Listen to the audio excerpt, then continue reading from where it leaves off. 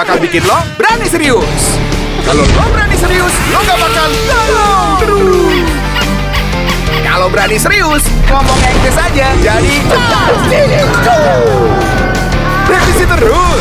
Asal lo berani serius, dijamin lulus. Kuy, berani serius biar goals lo bisa diraih dengan mulus. Ayo, berani serius bareng Daihatsu Ayla. Daihatsu, sahabatku. Inilah Daihatsu Ayla Facelift 2020.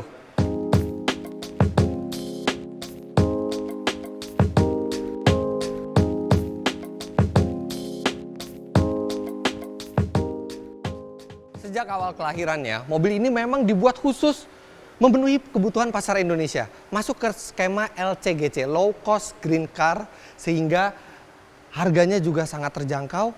Dan pada saat pertama kali keluar, bentuknya seperti ini. Kemudian di 2017, mereka melakukan perubahan yang drastis ke Ayla dengan tampang seperti ini, yang membuatnya jauh terlihat lebih modern, serta hadir mesin baru 1200 cc 4 silinder setelah sebelumnya hanya 1000 cc 3 silinder. Dan di 2020 mereka kembali melakukan pembaruan ke Ayla dan tampangnya lebih agresif lagi. Sekarang kita lihat detailnya. Nah, ini nama resminya Astra Daihatsu Ayla. Ada Astranya karena memang dia masuk skema LCGC. Lampu ini sama seperti sebelumnya, sudah menggunakan proyektor, belum ada perubahan apa-apa, tapi lainnya di bagian depan ini berubah. Bumpernya wow, sekarang lebih agresif dengan garis-garis horizontal yang garang. Kemudian di sini yang tadinya chrome, ini sekarang berubah menjadi hitam yang lebih sporty dan ada emblem merah DLX, ini khusus untuk tipe R Deluxe.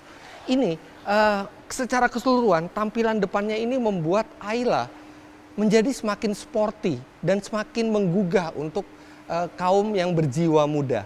Tapi ada satu yang hilang dari Ayla ini, yaitu DRL-nya. Untuk tipe R, biasanya ada DRL di sini sebelum facelift. Sekarang DRL-nya tidak ada, hanya lampu kecil. Lampu kecilnya ini menyerupai DRL dan lampu lainnya seperti biasa. Tapi kami sangat suka dengan ubahan bagian depan dari Ayla ini, apalagi dengan warna kuning seperti ini yang begitu ketemu hitam itu langsung terlihat garangnya.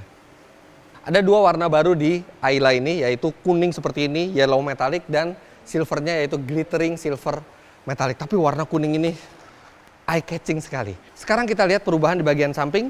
Pelek coraknya berubah walaupun tetap two tone seperti sebelumnya, dan ukuran bannya masih sama 175/65R14, serta dia menggunakan ban tipe Eco. Yang ini memang rolling resistance-nya rendah dan memang sesuai dengan napas LCGC sebagai mobil yang hemat bahan bakar. Bentuk spion juga berubah, dan sekarang spionnya bisa retractable secara elektrik dari dalam. Itu akan sangat memudahkan kita ketika melewati jalan yang sempit. Ini talang air juga sudah standar di tipe R. Sekarang kita lihat perubahan di bagian belakangnya, karena perubahan bagian belakangnya juga cukup drastis. Spoiler sudah standar di tipe R, tapi di semua tipe dari Daihatsu Ayla ini mendapatkan lampu belakang baru. Ini lampunya dengan cover yang clear. Ini benar-benar terlihat jauh lebih modern dari sebelumnya. Kemudian ini knalpot juga sudah chrome, serta ada sensor parkir 2 buah, dan akhirnya Ayla memiliki kamera parkir yang ditempatkan di sini. Kemudian di tempat plat nomor ini juga sekarang sewarna body. Ini belakangnya juga terlihat sporty dan modern. Tapi perubahan dari Astra Daihatsu Ayla ini bukan hanya di luar, tapi juga ada beberapa perubahan di bagian dalam. Sebelum ke bagian dalam, kita lihat mesinnya dulu. Untuk mesin, transmisi, dan penggerak tidak ada perubahan dari sebelumnya selain mesin 1000 cc di tipe terbawah X. Ini adalah mesin yang sangat kami rekomendasikan, yaitu yang 1200 cc 4 silinder dengan tenaga 88 PS dan torsi 108 Nm. Mesin ini menyalurkan tenaganya ke dua roda depan melalui dua pilihan transmisi, yaitu manual 5 speed atau otomatis 4 speed. Mesin dan transmisi ini juga digunakan oleh Daihatsu Sigra yang bobotnya lebih berat, kapasitas angkutnya juga lebih banyak. Artinya mesin ini pasti akan sangat enteng dalam menghela Daihatsu Ayla yang ringan ini. Nah, pada saat saya menutup kap mesin, saya teringat sesuatu. Ada satu kelemahan dari Daihatsu Ayla yang kami temukan di sebelumnya, baik di versi awal maupun versi sesudah facelift di 2017, yaitu pada saat kita membuka bagasi dari tuas di samping bangku pengemudi, terus kita tutup pintu, itu tekanan udara di dalam akan mengangkat bagasi dan ketika dia jatuh dia akan rapat lagi. Jadi nggak selesai-selesai. Kita buka, kemudian pas kita mau ke bagasi kita tutup, dia langsung nutup lagi. Sekarang kita lihat apakah isu itu sudah diatasi oleh Daihatsu. Oke, sekarang kita buka. Oke, dia terbuka kan. Biasanya kalau kita tutup pintu, tekanan udara yang meningkat di dalam itu akan mendorong bagasi naik, kemudian pas jatuh lagi dia rapat, jadi nggak selesai-selesai. Oke, sekarang ini sudah terbuka, saya akan tutup secara keras.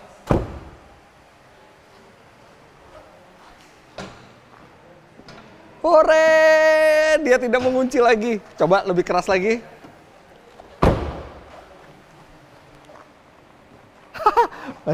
masih bisa. Coba sekarang bangku belakang, pintu belakang saya banting yang keras.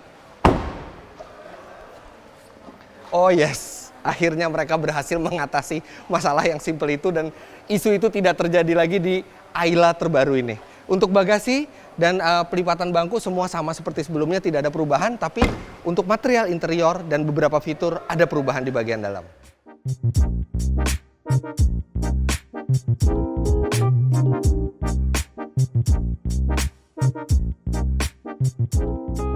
Wah, ini langsung kelihatan bedanya. Aduh, ini karena di gudang. Ini karena kami itu kan launchingnya beberapa hari sebelum peluncuran, jadi di gudang nih panas sekali. Saya nyalain aja mesinnya nggak apa-apa karena mobil modern emisinya sedikit. Begitu masuk langsung ada gambar Ayla dengan latar belakang perkotaan. Ini baru head unitnya. Head unitnya ini dia bisa melakukan sambungan Bluetooth dan koneksi USB. Tapi yang istimewa adalah konsol tengahnya ini, central console di dashboard.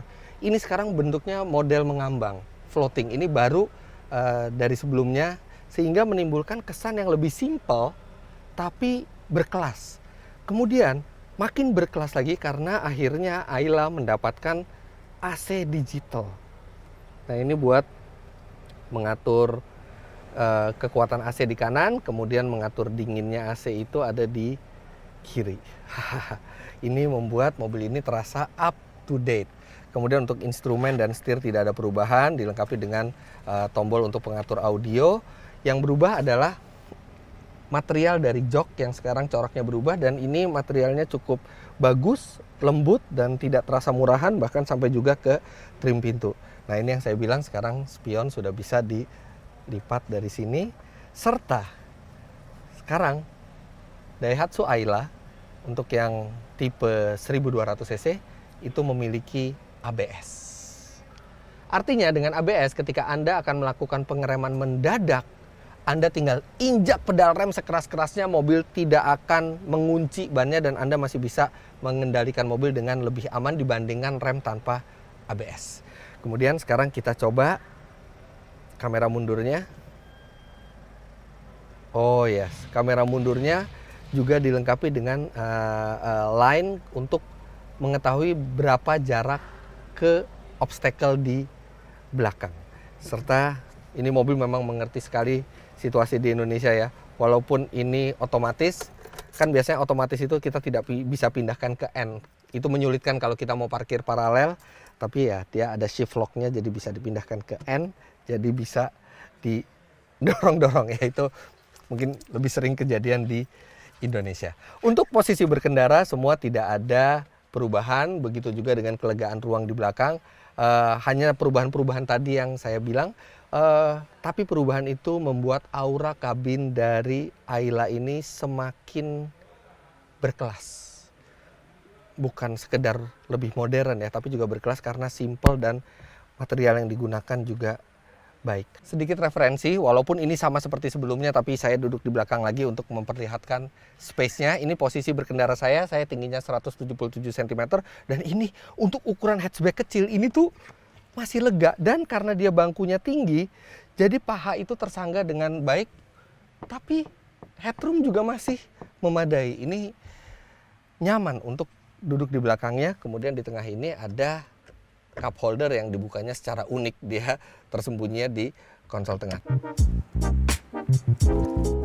Secara umum, Daihatsu menunjukkan bahwa walaupun mobil ini LCGC, tapi bukan berarti tidak bisa dibuat menarik dan menggugah. Makanya mereka melakukan penyempurnaan hingga sudah 2 kali penyempurnaan di 2020 ini.